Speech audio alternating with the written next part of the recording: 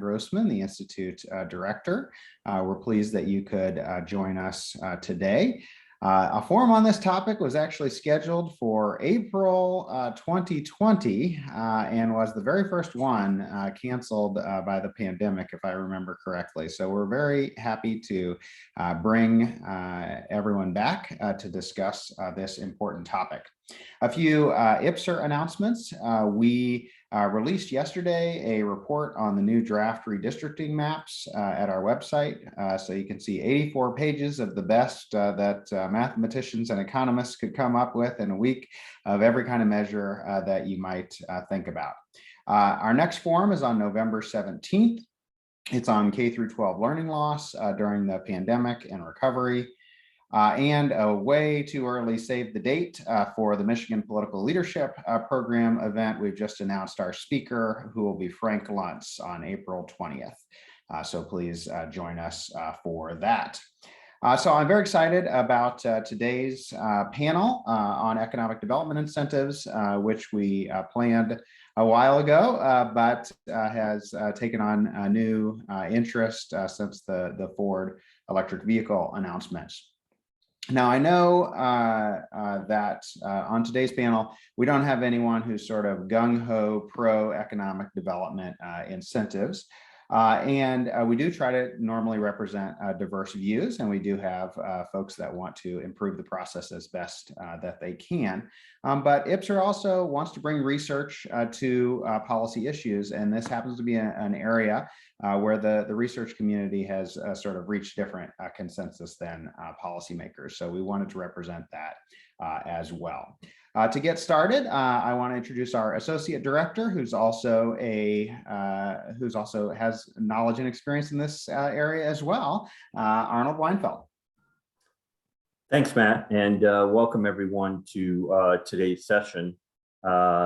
Yeah, the issue of economic development tax incentives has spanned my entire career, which is longer than I care to comment about, but I remember debates over PA 198 and companies moving from one community to another back in the 90s. So it has been around. You've noted, of course, that the Ford announcement has brought more light to it recently, and very pleased to have with us today three folks, as Matt noted, who have done much research in this particular area. With us is Tim Bartik, who's senior economist at the Upjohn Institute for Employment Research, Michael Lefebvre, senior director for the Morey Fiscal Policy Initiative at the Mackinac Center for Public Policy, and Dr. Sarah Reckow, associate professor and graduate program director in American Politics and Public Policy in the Department of Political Science at Michigan State University. And we've got a bit of information to cover, so I'm going to move right away to let Tim Bartik take the stage. Tim?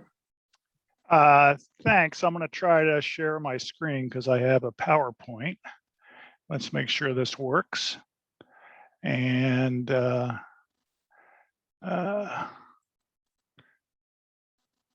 okay. Okay, is this working? The screen sharing? Okay. We're seeing your presentation view with the next slide, but I don't know. It'll be fine. You can read all the slides. I'm not going to worry about it right now. Okay. So I'm going to talk a little bit for about 20 minutes about improving state economic development policies. But to start out with, we might want to define what we're talking about. What's economic development? What are economic development policies? So sometimes you see state economic development defined simply in terms of increasing job growth. But I prefer to define a little more broadly, because the main reason why you might want to increase state job growth, the main benefit from increasing state job growth is increasing the per capita earnings of state residents. So I would define state economic development as anything which increases per capita earnings of state residents. Now, if you think about it that way, if you wanted to, you could define economic development policy as really everything a state does, because basically almost anything a state and local governments do could affect job growth, could affect earnings per capita. But when people talk about economic development policies, they usually are referring to policies that are to some degree targeted or customized to either particular firms or particular industries and are trying to encourage job growth in that area. And so to kind of give an overview of what's going on in this area, in the US as a whole, these programs are about $50 billion a year for all state and local governments in the US. Most of that is in the area of either business tax incentives or other types of cash handed out to firms, because a lot of states do grants, cash grants to firms. So about 47 of the 50 billion is in that area. And then in addition, there are other types of customized programs to encourage job growth that provide customized services. So in that area would be customized job training, where a community college works with the firm to try to fill its job openings with trained workers. Business advice programs, small business development centers, manufacturing extension service that try to help firms be more competitive, locate new markets, adopt new technology. There are lots of infrastructure programs, things like highway access roads. And there are lots of things that try to develop business sites, brownfield redevelopment, business parks, industrial parks, research parks, things like that. But when you look at it, most of the money is in cash. A relatively minor share is in these customized services. And that's true of Michigan as well. When you look at Michigan, it depends how you classify this, but Michigan devotes about 1.4 billion a year to economic development programs, of which actually most of it is in cash incentives. In fact, a very large share goes to the MEGA program, which was a long-term up to 15-year incentive program that actually expired some years ago, but we're still paying out a whole bunch of money for it because it was a very long-term incentive program. A major share goes to property tax abatements, which reduce normal property taxes. A smaller share goes to the state's current grant program, the Michigan Business Development Program, which provides cash grants of about $10,000 per job. And then we do some service. We do some customized training. We do some things in site development services. But most of the money in Michigan goes into these cash incentive programs. Now, let's talk about why on earth would you even do this? Why would you target particular industries or firms for either business tax incentives or services? Or why wouldn't you just cut business taxes across the board if you want to encourage business growth? And the rationale is basically that if you target so-called export-based firms, particularly those that are actually considering a location or expansion decision, you can create more jobs per dollar than general business tax cuts. So export-based firms, this is kind of regional economics jargon, they could include firms that export outside the US, but in the state context includes firms that export from Michigan to Indiana or Ohio. Any firm that sells goods and services outside of the state of Michigan economy would be an export-based firm. And that compares, on the other hand, to non-export-based firms, things like fast food restaurants and things like that sell locally. Now, when we have an export-based firm and we subsidize that, if that expands, it presumably takes market share away from other firms elsewhere in the US. And we'll have some multiplier effects. We bring in new dollars into the state. That firm will have suppliers. There will also be local retailers. The workers at the firm will go out and buy things at local grocery stores. So when you create a job in an export-based firm, you might get, for every one job you created, you might get either one or maybe two other jobs at other firms, depending on the industry, how much the local suppliers are used and the extent to which there are high wages paid. So there'll be lots of retail spillovers. On the other hand, if you subsidize non-export based firms, tax cuts for these firms don't have as much job creation impact. And the reason is that if you do tax cuts for, say, fast food restaurants, that's limited by the demand for, say, hamburgers in the state. In other words, providing lots of subsidies to McDonald's, even if it encourages the McDonald's to expand, there's only a certain demand for fast food restaurants. So it doesn't really have any multiplier at all. So the general rationale is that, only about 1/5 of all firms are export-based firms in the US economy. So about 80% of just cutting business tax across the board will not do much to boost jobs. And then even among export-based firms, there are a lot that are just, kind of going along and they're not particularly trying to expand or thinking about relocating. And so the idea is that if you target export-based firms, the minority of firms, export-based firms, that will be more likely to create jobs, especially those that are thinking about locating or expanding the state. That will create more jobs per dollar than general business tax cuts.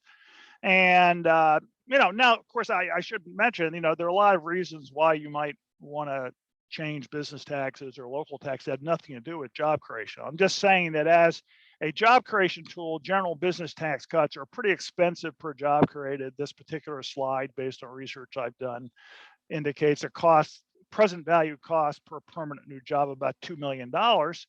That has to be compared with the discounted present value of earnings of the job over time. So it's not quite as bad as it looks, but still, general business tax cuts are pretty expensive. Targeted cash incentives can do better, but they're still expensive. And cash incentives tend to be relatively expensive because at least 3/4 of the time the jobs would have been created anyway. And there are a number of studies that looked at how sensitive firms are to tax incentives. And the reality is, state and local taxes are only a modest share of cost. Tax incentives are usually only a modest share of state and local taxes, so that a lot of firms would have located there anyway, even without the tax incentive. Now, one way to make cash incentives more cost effective is to make them more upfront, because a lot of businesses are very short-term focused in their decisions. It's hard to believe that a tax incentive provided 15 years from now really has much effect on location decisions, or even 10 years from now. If you make them more upfront, you can reduce the cost from $200,000 to $140,000. On the other hand, a lot of studies show that if you have high quality customized services, the cost per job created can be much better. You're providing services that the firm might have trouble providing on its own. You're providing them with land, which is heavily regulated. You're providing with business advice that for many small businesses can be quite valuable. And customized training programs, especially for small and medium-sized businesses, provide the firm with trained workers that it might not be able to as readily do on its own. So those things can cost less than $50,000 per job created. Now, there are other issues with cash incentives versus customized services. I mean, just looking at that previous slide, you might say, well, why would anyone do any tax incentive, given that customized services can create jobs at less than 1/4 of the cost of cash incentives? One reason is that, of course, it's easier to hand out cash than it is to design high quality services. Not all firms need services. I mean, I don't think General Motors or Ford necessarily need business advice from the state of Michigan. Smaller companies may benefit from business advice, but it's not necessarily useful to all firms. Now, the fact that cash is easy to hand out is also a problem with cash incentives. I mean, there's unlimited demand for these things. Particularly long-term cash incentives are tempting to governors and mayors because they can pass the cost of incentives on to the next governor or mayor. And, cash incentives are politically popular. I mean, they're very politically visible. I get called up by reporters all the time about cash incentives. Services to businesses are less visible and sometimes are less politically attractive. I've almost never had a reporter call me up and ask me, tell me about customized training programs or manufacturing extension programs. There just doesn't seem to be much public interest in these things, even though they might in fact have a sizable impact on small business development. So, my own view is that if you want to use cash incentives, you need to recognize the danger of an unlimited budget for these things. You need to have some strong rules on what the size of these things can be. And I would also make them more upfront, and I would put more emphasis on having services and less on cash incentives. I think states like Michigan and around the country generally tend to overemphasize cash because it's easy and politically popular. Now, this is all with the cost side of looking at tax incentives and other economic development policies. You know, how can we reduce cost per job created? There's also the benefit side. How can we increase benefits per job created? And we should realize that job growth is a means to an end, not an end in itself. The end we're trying to achieve is higher earnings per capita for state residents, which is mainly achieved through higher employment to population ratios or higher employment rates for state residents. And you know, one of the things to realize is that when we create jobs in the state economy, only about 20% on average of those jobs increase the employment rates of state residents. The rest go to in-migrants. Now, you might say that seems crazy. Surely firms don't hire 80% in-migrants for jobs, and that's true. Firms, when they hire from three sources. They hire employed local residents, non-employed local residents, and in-migrants. But when you hire employed local residents, that creates a job vacancy, which is filled in the same way. And so there's this job vacancy chain that occurs. And ultimately, that job vacancy chain is only terminated by either hiring non-employed residents or hiring in-migrants. And basically, public policy can affect local benefits and the local share of jobs by affecting how the hiring occurs, not just in the immediate firm doing the hiring, but anywhere along this job vacancy chain. And how can you do that? Well, one way you can do it is by targeting more distressed local labor markets. And by a local labor market, what regional economists mean is a multi-county area that includes most commuting flows, like a metropolitan area, or in rural areas, we have a concept called commuting zones. And there's a huge discrepancy here that in local labor markets that have very low employment rates, the local share of jobs is much that results in local hiring of the non-employed. Because more non-employed people are available, the local hiring tends to be a lot higher. On the other hand, if basically everyone in the local labor market is already employed, almost all the jobs end up going to in-migrants ultimately. And the next slide kind of shows that you have this huge discrepancy that in a really distressed area like Flint, Michigan, or the Upper Peninsula, you might get almost 40% of the jobs going to in-migrants. In a place that's more booming like Ann Arbor or in Grand Rapids, you might get only 10% of the jobs going to local residents and the rest going to in-migrants. So you might get 4 times the benefits from jobs in a distressed area compared to a non-distressed area. Now, that's not the only way you can do things. You can also target firms that tend to be more likely to do local hiring. That tends to be firms that have jobs that pay decently, but do not have high educational credential requirements, which tends to include a lot of jobs in manufacturing as well as in business services. Another way you can increase the local hiring of firms is through various types of agreements. I mean, there are some places that have local hiring agreements. Some cases there are first source hiring agreements where the firm doesn't necessarily promise to hire local residents, but promise to at least consider folks referred by the local workforce development system. Also, customized training. One reason I like customized training as an incentive is in addition to encouraging firms to locate or expand, it tends to get more non-employed folks into the hiring pool. And in general, you can increase local hiring everywhere along the job vacancy chain by having stronger local workforce programs. I think the U.S. underinvests in workforce development programs more generally. Certainly, we invest less in this than most Western European countries do. Anyway, policy recommendations based on this. We want to lower the cost of creating jobs, and we want to raise the benefits from creating jobs. So in order to do that, you know, in my view, most states, including Michigan, over-rely on cash incentives. I'm not saying you shouldn't use cash incentives at all. So I tend to be what I consider to have a middle position on cash incentives. Don't get rid of them, but try to moderate them and make them more targeted. And you target them and limit them by having rules for the dollar amount per job or as a percentage of payroll or investment, and by having budget caps on these things. But I would also have rules for how much you pay per job and make them more upfront. Really, the incentive in year 10 has no effect on location decision. It just creates problems for the next governor or mayor. You should try to avoid that. It's too tempting to do. It's too tempting to hand away your successor's tax base. We need to target economic development programs much more at distressed areas than we currently do. And why do we want to do that? Because more of the jobs will go to local residents, less to in-migrants. You want to target export-based firms with high multipliers.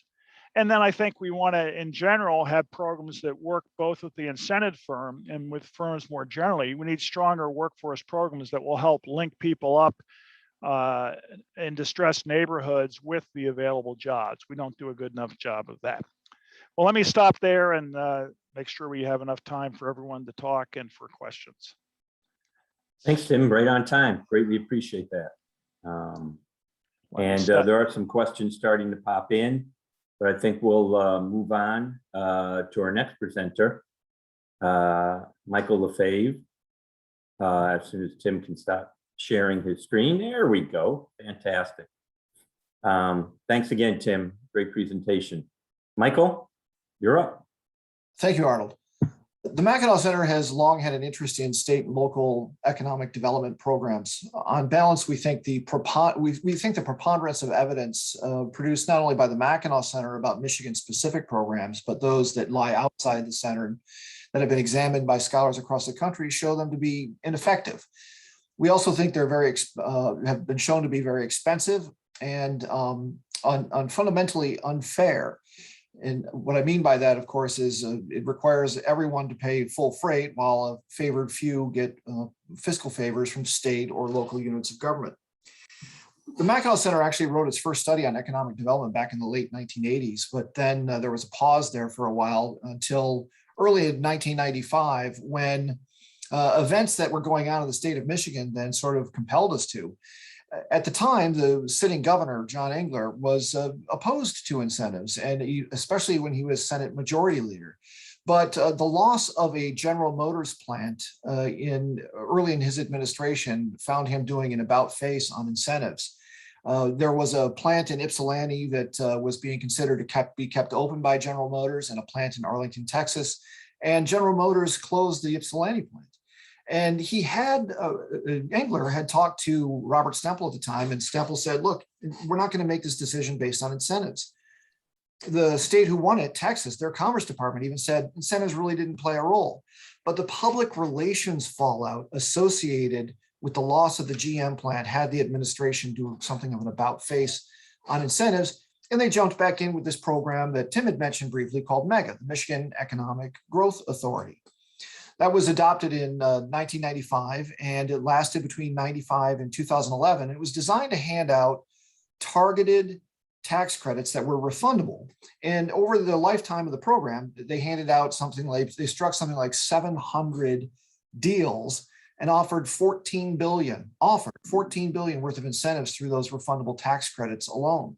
The state would also marry other incentives to that at the state level, and then mandated in law that local units participate in the incentive transactions as well. Well, given the size and scope of this, the Mackinac Center had a chance to study the MEGA program over time, and we actually wrote studies on it in 05, 09, and 2020, using 3 different techniques over 3 different time periods and data sets. And in each case, we found a 0 to negative impact from the program. Others have studied this as well, and perhaps in the Q&A, we can talk about those studies as well, but we've also studied other programs. The most recent study we did on MEGA itself was part of a larger study we did at the center where we collected a couple thousand plus economic development deals that were struck by the state going all the way back to 1983. And against this database, we went out, we bought a commercial database of jobs and sales called NETS, the National Establishment Time Series database. And we compared across 9 programs back to 1983, including MEGA, the performance of companies that had been incentivized by the state of Michigan against their like companies in Michigan that had not been incentivized. And with respect to MEGA, we actually found job creation. We found the program did create jobs relative to these companies that had not been subsidized, but at a very large cost per job offered, created per year. The figure we came up with was $125,000, which is, in our view, something that never passed the cost benefit test. We looked at other programs as well. I think we looked at the Michigan Business Development Program, which hands out cash grants twice. We looked at the Pure Michigan program and found both programs to be have a net negative impact on the state. And of course, the state's film incentive program as well, which spent something like $500 million in an attempt to create an industry here in Michigan around the film industry. And of course, we're not the only scholars, we're not the only people, institutions who examined these programs. Scholars from across the country have looked at programs in other states, in New York or Ohio, across many decades, and generally come to the conclusion these programs are ineffective. So in addition to these studies, or because of these studies, it raises the question, why do so many of these programs actually fail? And I think you can narrow it down to a few, one of which was mentioned by Tim briefly in his presentation. And that is, no matter how well-intentioned the efforts of Lansing employees at the Michigan Economic Development Corporation, they just cannot know whether or not the incentive was truly necessary for a company to expand in or move to or stay in a particular area. Many of these incentives were not necessary. And I think, Tim, you gave a range in one of your papers from 75% to as high as 98%. And that's part of the overall knowledge problem that the state and local units of government face when they're trying to pick winners and losers in the marketplace. One of my favorite examples of that comes from the mega program itself. One of the very first deals it struck, they struck 3 on the first day, was to a company called Border Books. And their executives actually had to sign a contract that said it was the mega incentive that made the difference in their decision to relocate to the state of Michigan. But not long after that, a couple of reporters discovered that these executives had put down deposits on homes in the Ann Arbor area before mega was even passed into law. It appeared as though they were coming here anyway and just went shopping for some economic icing on their location cake. Their tax deal, by the way, lasted 10 years and they went bankrupt around the time that the 10-year deal expired, which is another part of the knowledge problem. No matter how talented these folks are, they don't know how the market's going to change in years out, as Tim had mentioned. And in this case, they just didn't see companies like Amazon.com reordering the way we buy books and sell books. So that's a difficult knowledge problem. Another reason is, of course, the cost problem. These are very expensive programs, especially when you consider the opportunity cost involved. What might be spent by the state of Michigan to facilitate economic growth and development in a different way if we weren't spending a lot on these cash incentives? A better transportation infrastructure, for instance, or cuts to the personal income tax or property taxes. These two might facilitate economic growth and development. One area of cost that I like to bring up, it doesn't get brought up a lot in conversations, is the very cost of encouraging rent seeking or favor seeking by companies who are trying to get something to help their bottom line that their competition might not get by just ordinarily participating in the market economy. Research shows that this can affect negatively the economic growth rate of a state as well. Then there's the politics of it all. There's the public choice question. Economists have spent some 200 years developing a model of human behavior, that of self-interest, and they don't throw it away when it comes to decisions made in political capitals around the world. They don't throw it away when it comes to elected officials, their appointed lieutenants, or civil servants. And it informs us of how the political class may treat economic incentives for political reasons rather than purely economic ones. There's some great research out of 2020. Kalin Slattery and Owen Zidar in 2020 said on incentives, and I'm quoting here, per capita incentive spending increases by more than 20% in half of the cases in which it is an election year where the governor is up for election versus 1/5 in cases otherwise. Scholars Nathan Jensen and Edmund Molesky found that, and I'm quoting here, the marginal impact of incentives on the probability of independents voting for a governor is 9.2%. That is, independent voters can be swayed by the use of these incentives. Those are pretty big moves, and I think help partially explain at least the support of programs that scholars have found to generally be ineffective. They allow the political class to buy job announcements rather than get real jobs in many cases, or even just ribbon cutting ceremonies. Now, my favorite specific example comes from the 2000s, where I thought that incentive programs were being used for very explicit political purposes. Arnold, could you put up my slide for a moment?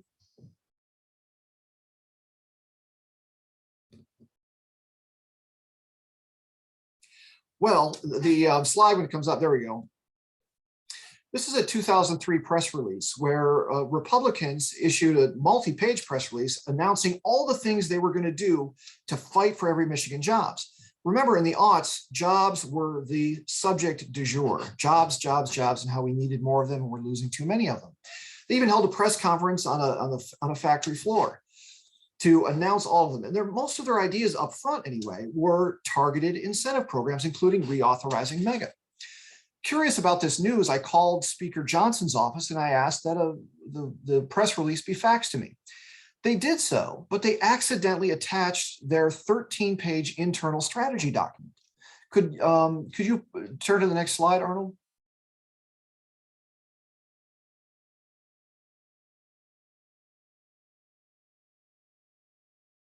Nope.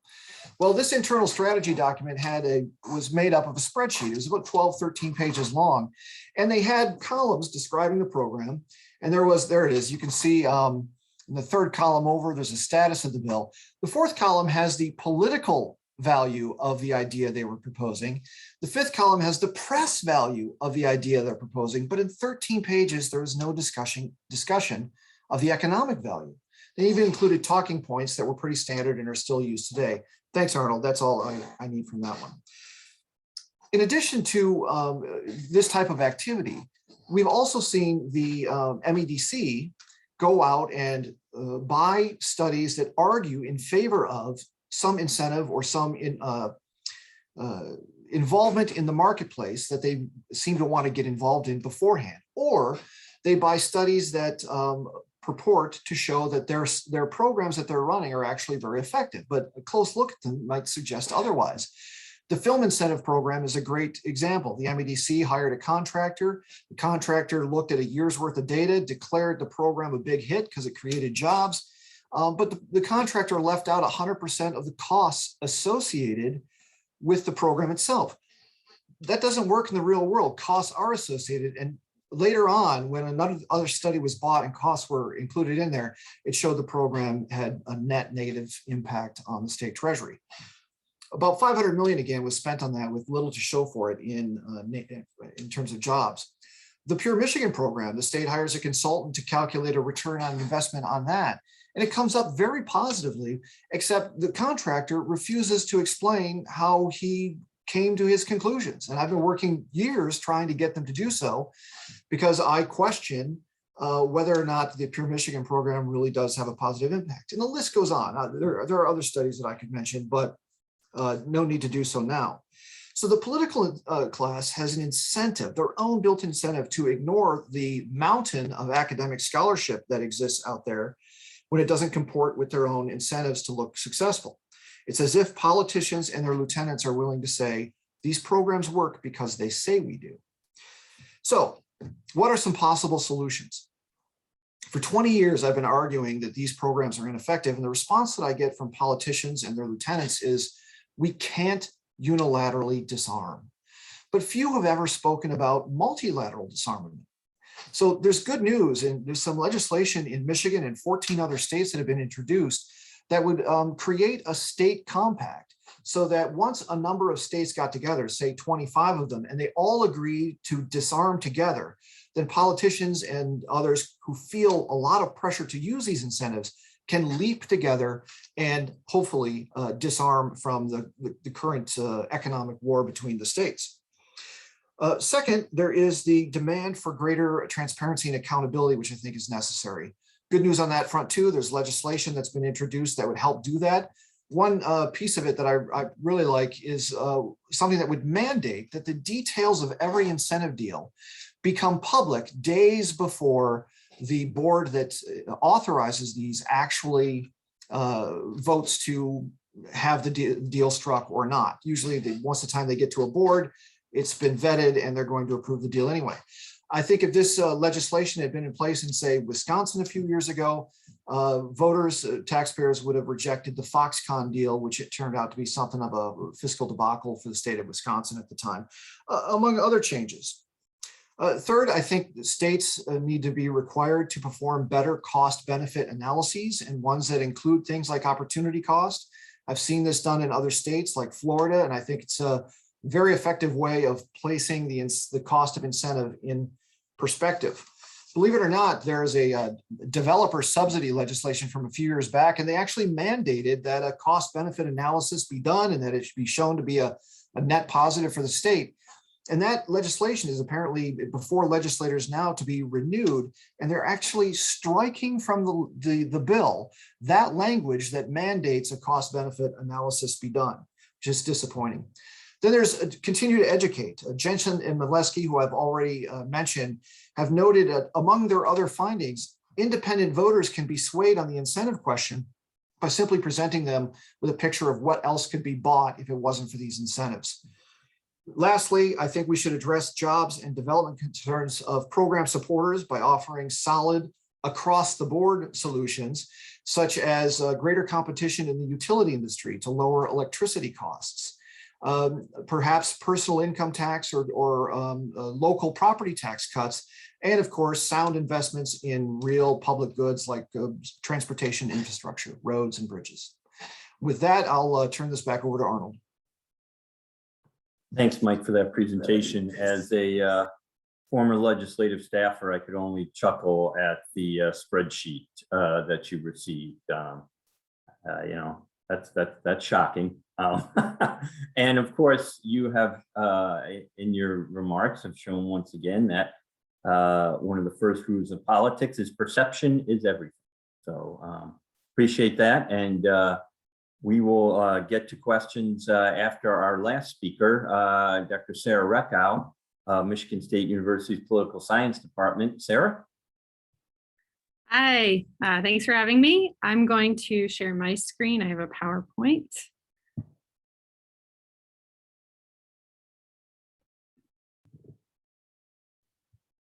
All right, everyone can see that? Great. We're good. Okay, so I am going to be building off the really nice foundation from Tim and Michael here, focusing on state policy and some of the politics.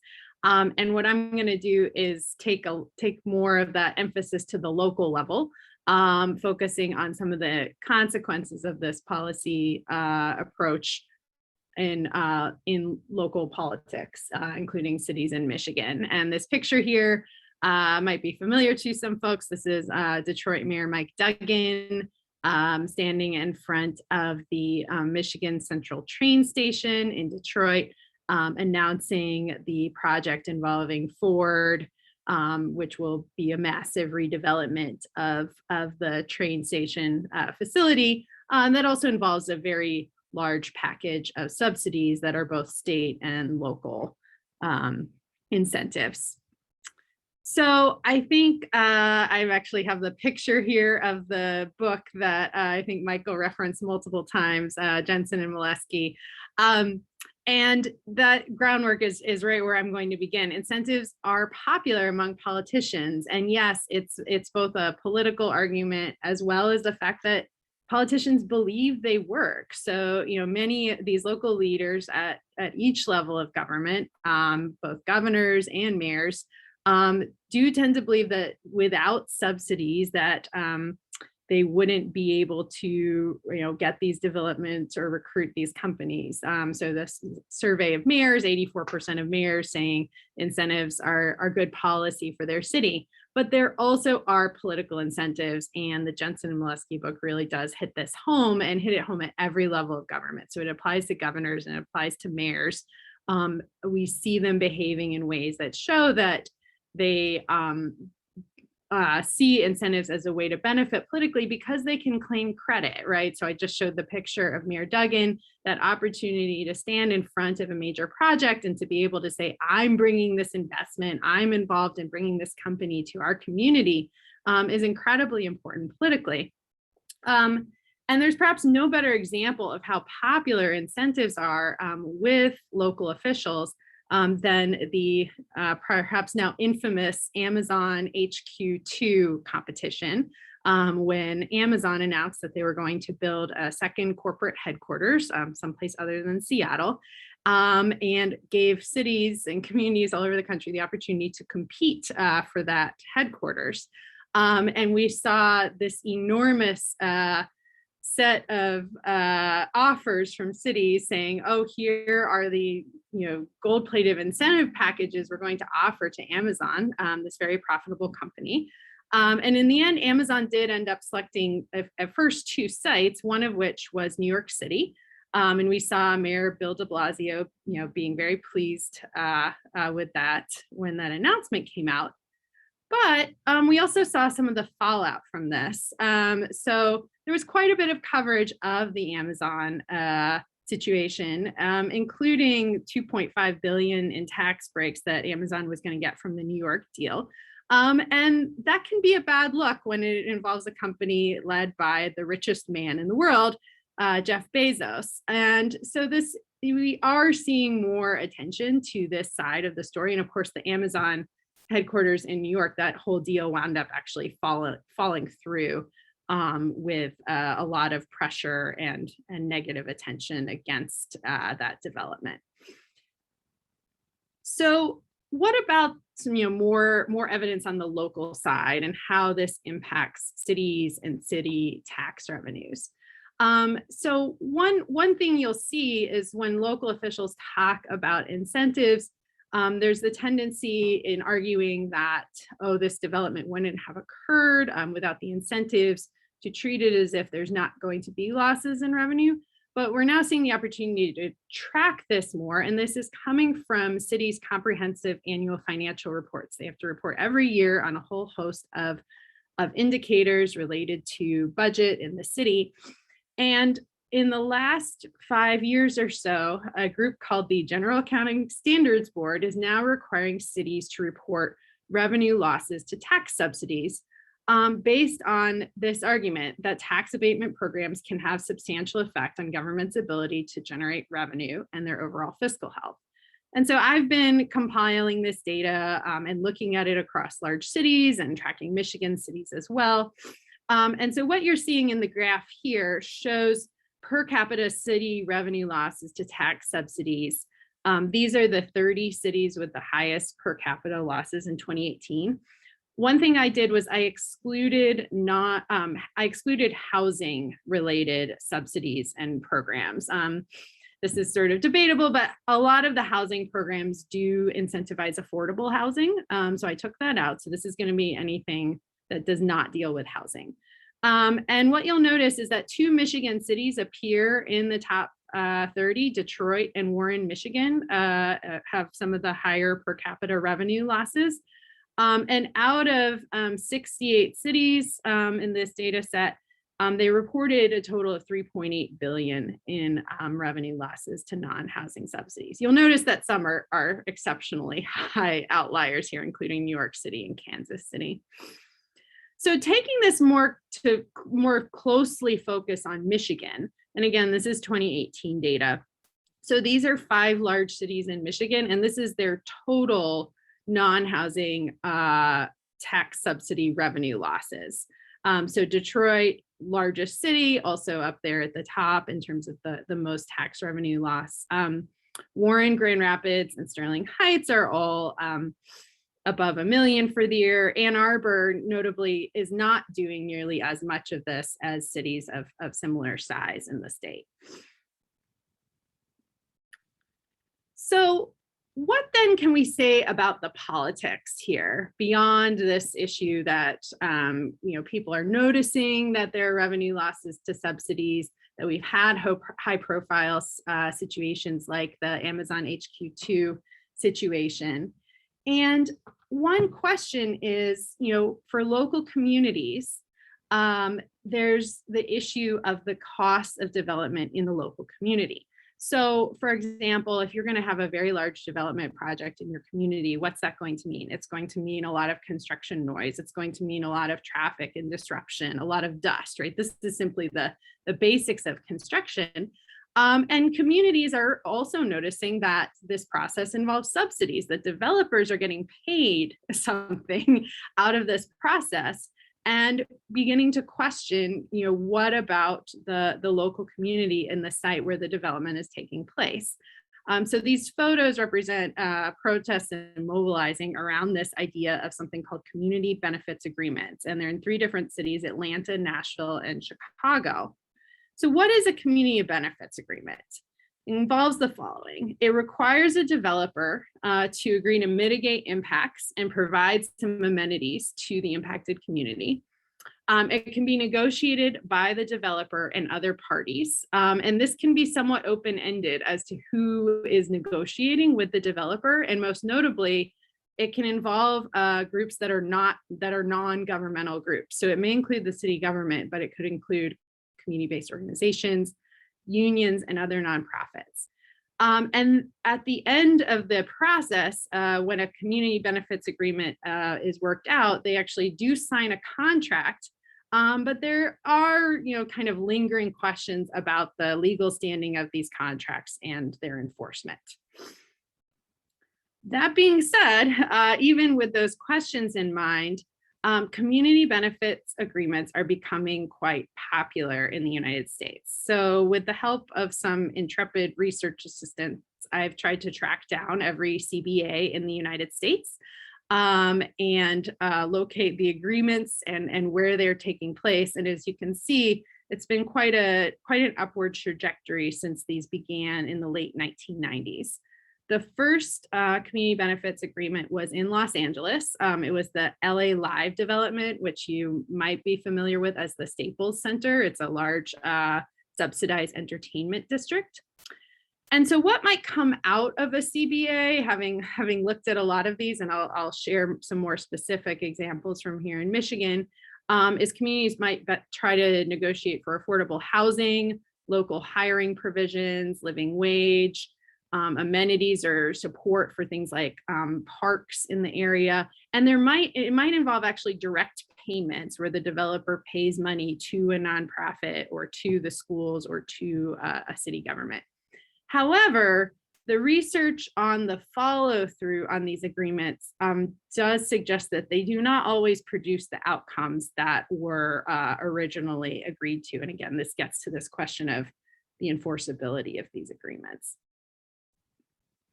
So let's take this to Michigan specifically and how it relates to what's going on in Michigan. So I think Michael gave some really helpful history about economic development policy in Michigan. I guess I'm going to do some of the very recent history and turning points for thinking about how we're getting to where we are today, both at the state level and at the local level, especially in Detroit.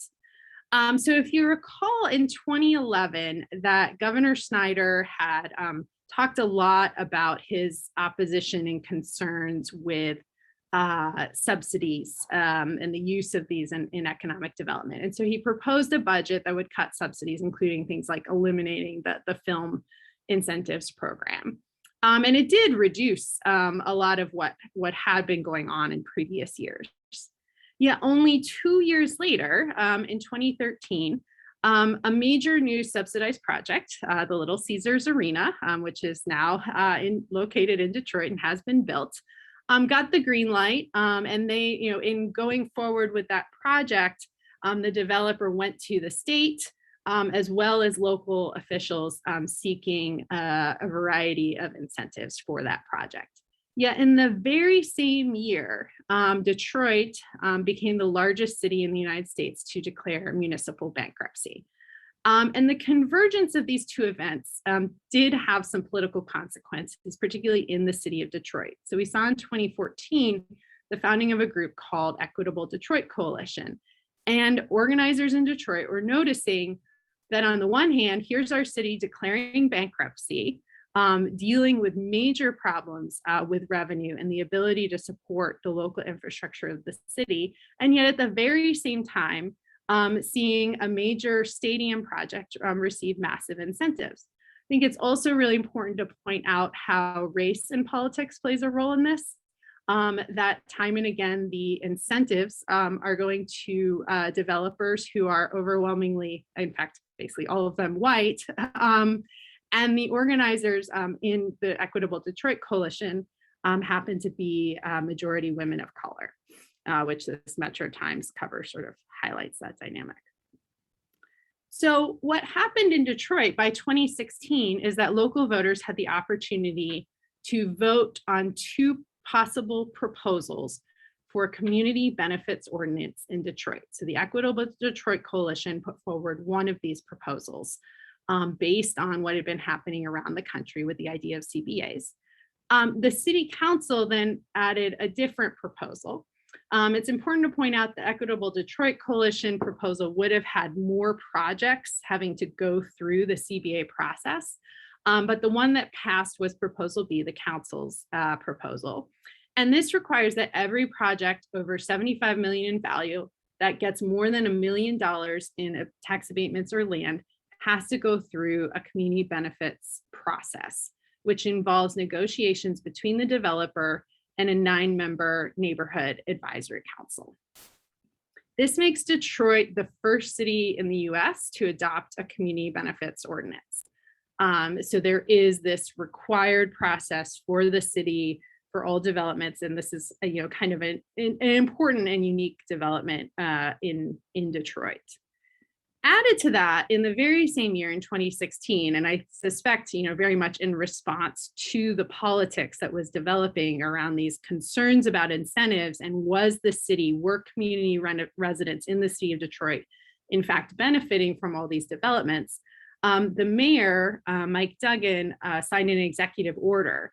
This executive order says that projects over 3 million in incentives and assistance, it established a requirement for 51% of the workforce being, and I quote, bona fide Detroit residents. So how's this going? How is this working out in Detroit? So I've been, a fair amount of this data is now available in some form, and I have a little picture up here of the website. So because of the community benefits ordinance, you can track some of the outcomes of these projects much more so than you would have in the past. So there is something to be said for an increase in transparency out of this process. There are 11 projects in Detroit that are in the CBO process. I'm featuring 7 here. One thing to note is that out of these projects, other than the Fiat Chrysler project, these are located in downtown Detroit or the Woodward Avenue corridor. We're not seeing these major incentive projects being built in other sections of the city. And of course, downtown Detroit is an extremely hot area for investment right now. So what's also shown in this chart are the subsidies, and the subsidies that have the really large numbers, over $100 million. These are going to be a combination of state and local subsidies in terms of those amounts, whereas these two at the bottom are local.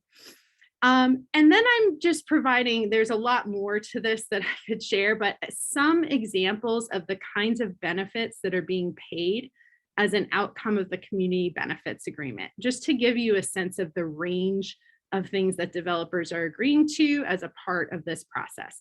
Things like affordable housing fund, we have a bird habitat project, we have parks improvements, a payment to the Detroit Land Bank Authority, a comparatively much smaller payment to a specific elementary school.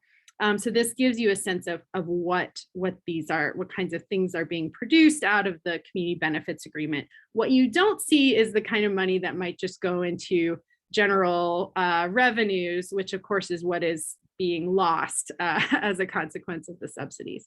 I also want to draw attention to the local hiring share. This is being reported because of the executive order. But note how far short these projects are falling from the 51% figure. None of them kind of come anywhere close to that. And so as a result, these developers actually have to pay the city for their shortfall because they're not, in fact, meeting the 51% Detroit work hours requirement. So a few conclusions that I want to highlight here out of this focus on the local level. First is that cities are losing revenues to subsidies, and we're seeing evidence of this. We can put data and numbers to that. Second, there is evidence that community benefits agreements are offering opportunities for more involvement and some transparency in the politics of local economic development that wasn't there in the past. Residents are part of these processes, and there is some reporting that we didn't used to have the opportunity to see. But it's important to note that the transaction costs of development appear to be growing. So first of all, there's the process of subsidy negotiations between developers and officials at both the state and the local level. And we are now adding to that the transaction costs that occur through a community benefits process as well, and added to that the specific payments that come out of that. And I think what this raises is this issue that the combination of subsidies and community benefits is leaving us with a rather costly and complicated process to negotiate economic development in our state. Thanks. Thank you, Sarah, and thank you to all of our presenters for that information. We've had a couple of questions come in to the question of will these slides be made available? Yes, they'll be made available on the IPSR website and be sent to all of those who have attended today, as well a recording of this presentation is being made and will be made available as well. Sarah, I do have one question about the research that shows that local units have lost revenues due to these subsidies. I've often heard the argument made, well, those aren't revenues that they would have had in the first place if that development didn't come there. How do you answer that? Yeah, this is a great question. And I think it's honestly pretty complicated to answer, right? There's a lot of what if, but for types of questions about this, especially when you're talking about specific sites. That being said, there's just the questions about, and I think this was brought up by Michael, right? That a lot of times we see agreements that put 15 to 20 years on how long revenues are being captured with a particular site. Sometimes these agreements do provide more, direct and immediate cash to developers or property, right? Sold at an incredibly low, well below its value. So as to what are the accountants doing when they try to make these estimates, I think that's a really one part of this research that would be really interesting is to interview some of the accountants and exactly how they're coming up with these numbers for each city. There's potentially even some politics to that, right? Cities probably don't want to report especially eye-poppingly large revenue loss numbers on their CAFR. A lot of cities aren't even reporting it yet, right? There's some non-compliance issues there. So I'm not going to try to pretend like this is an exact science about how you would go about estimating those. Any other comments from Tim or Mike at this point? I guess I would make a comment on the fiscal benefit thing. When you see studies that claim fiscal benefits from incentives, you find in most cases they make two assumptions that are pretty extreme. One, they assume that none of these jobs would ever have been created but for the incentives. So they're assuming the land and labor that are used by the incentives would have remained idle forever.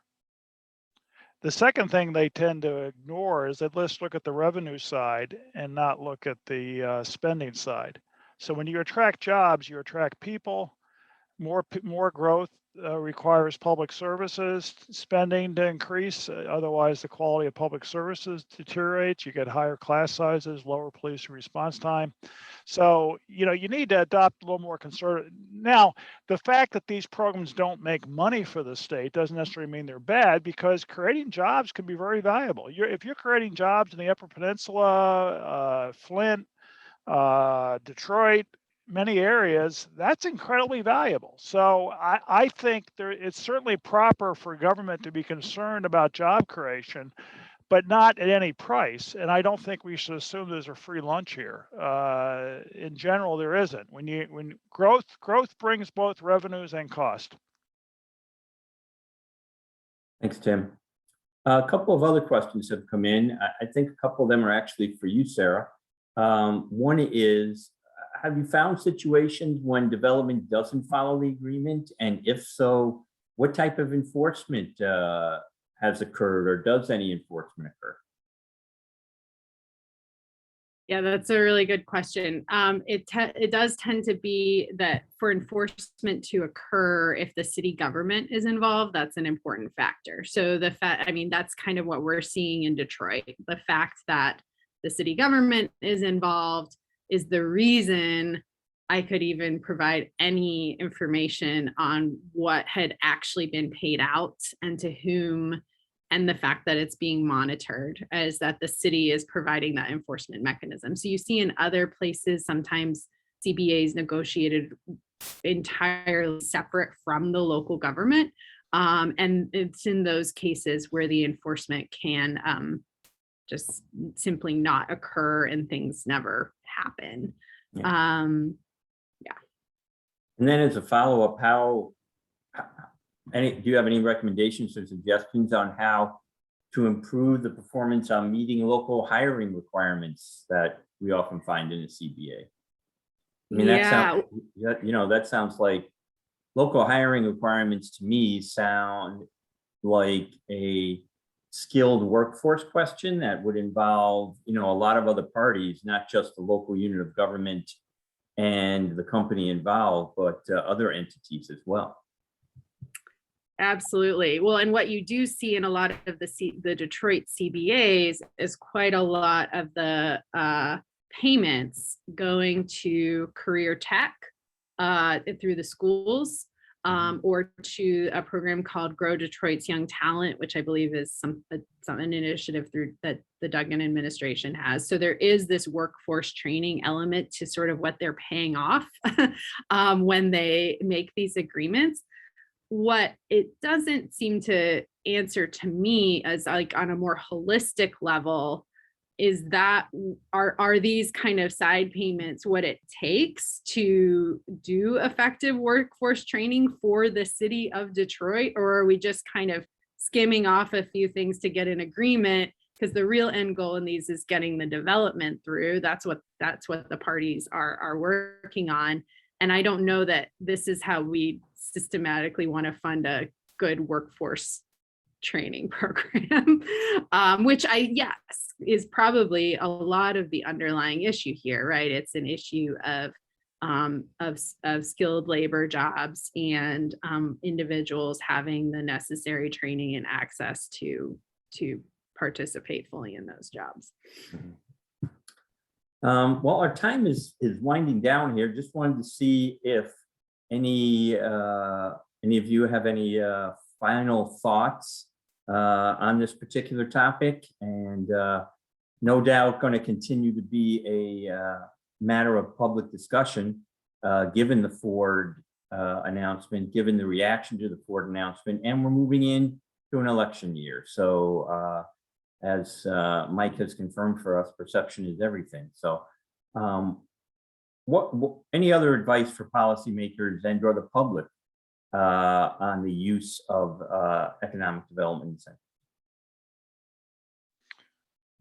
Well, I guess I just summarize and say we need to recognize there are varieties of ways to create jobs other than cash incentives.